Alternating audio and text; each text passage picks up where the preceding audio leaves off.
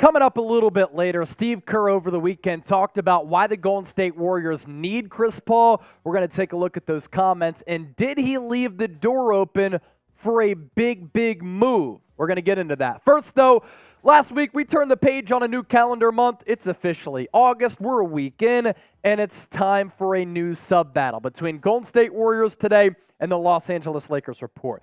Who could pick up the most subscribers this month alone? I know Dub Nation is going to show up and show out, so hit that subscribe button and lock us in. Ian Begley with this, and again, we're going to get to Steve Kerr and Chris Paul here in just a little while, but this is somewhat intriguing. Ian Begley, NBA insider, saying that Harry Giles worked out for the Orlando Magic recently and will work out for the Golden State Warriors next week, his agent said. He will also work out for the Nets. The Knicks saw Giles work out in Las Vegas earlier this offseason. This is a player who was highly touted coming out of high school. In fact, the #1 overall recruit in the class of 2016. He was 6'10", 230 at the time. ESPN's recruiting services absolutely loved him. #1 player at his position, #1 player in the region, #1 player in the state, and #1 on ESPN's Top 100. He went to Oak Hill Academy, ended up going to Duke after high school. He had offers from Duke, Wake Forest, Kansas, Kentucky, North Carolina, and from that point on, didn't really do much to impress a lot of people while with the Blue Devils or at the NBA level. 26 games at Duke, less than 4 points per, less than 4 rebounds, not even a block per night, 57.7% from the floor. Played on a good Duke team, but still, he wasn't that good. And then his career stats at the NBA level, better than when he was at Duke. He's run into injury concerns, up and down erratic play, 6 points per game, under 4 rebounds, half block per night, 51% from the floor in 142 games played. This player, because of him being highly touted coming out of high school and the fact that Golden State, I believe, still somewhat thin in that front court, somewhat intriguing. You bring him in training camp, preseason, see what he's able to do. And if he could be a revelation, if he could finally fulfill those expectations, maybe he could be a guy who gives you a few minutes per night. The team's interested in him as of right now. The Orlando Magic, Brooklyn Nets, New York Knicks, Golden State Warriors as well. So with that, you make the call. Our first poll question of today's show: would you sign Harry Giles? S for sign, P for pass. Sound off. Let me know what you think down in the comment section here. To that topic that I teased a little bit earlier off the top of the show, Steve Kerr talking about why the Warriors need Chris Paul on the roster. And I thought he said some very interesting things, so let's not waste any time. Our team last year, Kerr said, needed another way to attack, and we became a little bit too one-dimensional with Steph Curry and high ball screens. We needed another playmaker to give us a different look, and Chris is, as we know, one of the all-time great pick-and-roll players, and he'll know how to control the tempo. It's hugely important, especially in playoff games, to have guys like that.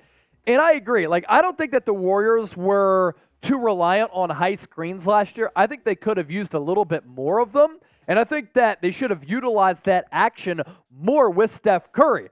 But on that same note, were the Warriors too reliant and too predictable with Steph, who really was the only guy consistently on that roster, able to create his shot, create some offense? Yes, I can see where Steve Kerr is coming from there. Steph Curry on the Warriors. You have to bring your egos, bring your full identity of who you are at the table, but you also have to know when to sacrifice for the betterment of the group. We know that there's, you could argue, 7 guys that should start on our team, 7 guys that can argue they should finish games. Do the math. There's going to be 2 people outside of the equation. And I discussed this a little bit last week as far as Steph Curry just being the most selfless superstar of all time. And I think that team-oriented approach that he has as the leader is contagious to everybody else. And it's a huge reason why the Warriors have been such a great dynasty for so long. Last year in the playoffs, though, there were rumblings about Jordan Poole being upset with his role or lack thereof, and Jonathan Kuminga being upset to the point where he said after the year, I want to get moved if I don't get playing time.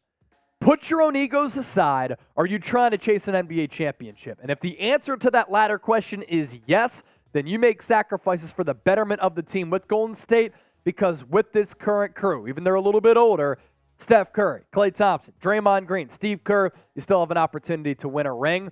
That's what matters at the end of the day, not how many points or minutes you're getting any given night. But should Chris Paul start? Let's segue to this part of that conversation, because this is that massive move that Steve Kerr left the door open to. We'll get to that here in a second. First, though, Warriors jerseys on sale. You can get them right now at chatsports.com/Warriors jersey. Multiple different styles, all types of different players, current and past. You have the Jordan City Edition uniform. You had the other City Edition jersey a little bit earlier. All of those different threads on sale right now, chatsports.com/Warriors jersey.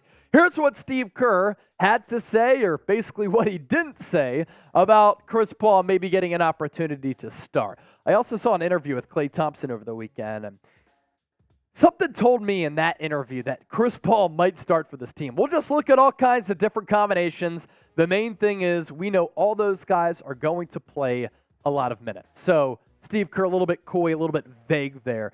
Here's the projected starting lineup. This was the marquee starting lineup last year, the one that was a really good starting lineup when everybody was actually healthy. Steph, Klay, Wiggins, Draymond Green, Kevon Looney. The problem with starting Chris Paul, you already have a size disadvantage. You would continue to have a size disadvantage with Chris Paul in there because Draymond would probably have to play that 5.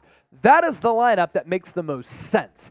You have the ball handler and the point guard and the initiator in Steph Curry. You have the good defender, three-point shooter in Klay Thompson. Really good two-way player in Andrew Wiggins. Draymond Green is best suited to play the 4 and Kevon Looney at that 5 spot.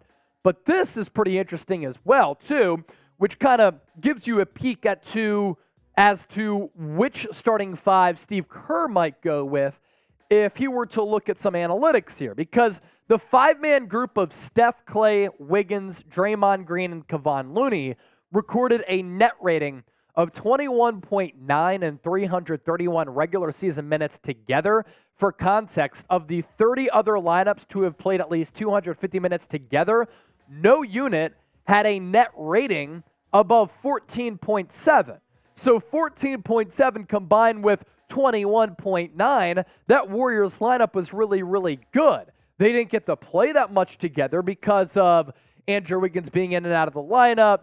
Same could be said for Steph Curry. But when they were on the floor together, that was a very efficient starting 5. And I hope Steve Kerr watches the show, because if he gets access to those chat stats, he might say, yeah, CP3, I understand that you're a future Hall of Famer. You're a great basketball player, one of the best point guards of all time. You've been deemed a point god by some people. But we got to run with that starting 5 that was so efficient last year, because I don't think that this starting 5 is as efficient. I just think that you have a size disadvantage with Draymond playing that 5. And some of the starting 5s, honestly, might come down to just the matchup on any given night. And I went to Temple University, and Fran Dunphy was the coach there for a really long time and helped lead Temple to a lot of NCAA tournament appearances, And something that he always said that kind of stood out to me and helped me grasp lineup rotations, he said, it's not about who starts. It's about who finishes. And there will be moments in which this will be the closing 5, even though it's not the starting 5. And then sometimes the starting 5 won't be this, and then the closing 5 will be something different. So sometimes it just comes down to what the matchup predicates. And I think that Steve Kerr, at least I'm hopeful, that he's going to have that knowledge and that awareness that sometimes the starting 5 doesn't mean that you have to run it back with that starting 5 as your closing 5. You can change things up a little bit depending on the personnel that you have, but the other team as well. So certainly a very interesting conversation on that front. If you could pick a starter between Kevon Looney and Chris Paul, who would you rather have start for the Warriors? I think that's what it comes down to. I don't think you're taking Andrew Wiggins out. You're not taking Draymond out. You're not taking Klay or Steph out. Klay is a bench piece, flamethrower from three-point range. Some people have talked about that, but come on now. He's way too good for that. All right, make sure you subscribe to the channel, youtube.com/WarriorsTV. In that sub battle with the Lakers report, they're the inferior team, the inferior channel. Hit that sub button.